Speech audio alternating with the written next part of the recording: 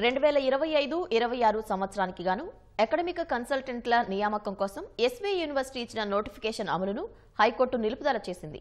తాత్కాలిక భర్తీలతో సరిపెడితే నిరుద్యోగుల పరిస్థితి ఏంటని నిలదీసింది. విద్యా వ్యవస్థ నాశనమవుతుంటే చూస్తూ ఊరుకోబోమని తేల్చి చెప్పింది.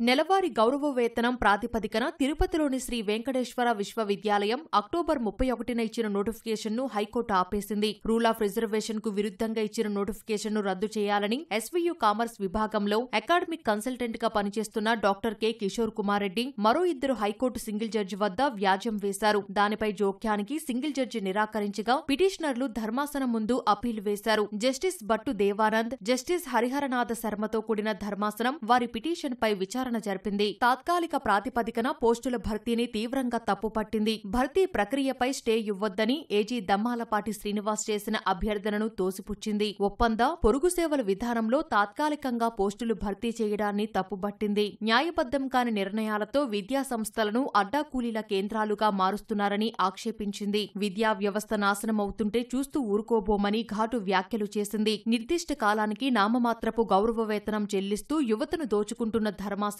తాత్కాలిక భర్తీలతో కాలం గడుపుతుంటే నిరుద్యోగుల పరిస్థితేంటని నిలదీసింది. నాణ్యమైన విద్య పొందడం విద్యార్థుల హక్కన్న హైకోర్టు అకాడమిక్ కన్సల్టెంట్ పోస్టులు చట్టంలో లేవని స్పష్టం చేసింది. విభాగాల వారీగా పోస్టుల భర్తీలో అమలు చేయాల్సిన రూల్ ఆఫ్ రిజర్వేషన్ విధానాన్ని పాటించడం లేదని ఆక్షేపించింది. పూర్తి వివరాలతో కౌంటర్ వేయాలని ప్రభుత్వంతో పాటు ఎస్వీయూ అధికారులను ఆదేశించింది. పోస్టుల భర్తీ విషయంలో ముందుకెళ్లేందుకు వీలు కల్పిస్తూ సింగిల్ జడ్జి ఇచ్చిన ఉత్తర్వుల అమలును జస్టిస్ భట్టు దేవానంద్, జస్టిస్ హరిహరనాథ శర్మతో కూడిన ధర్మాసనం నిలిపివేస్తూ ఉత్తర్వులిచ్చింది.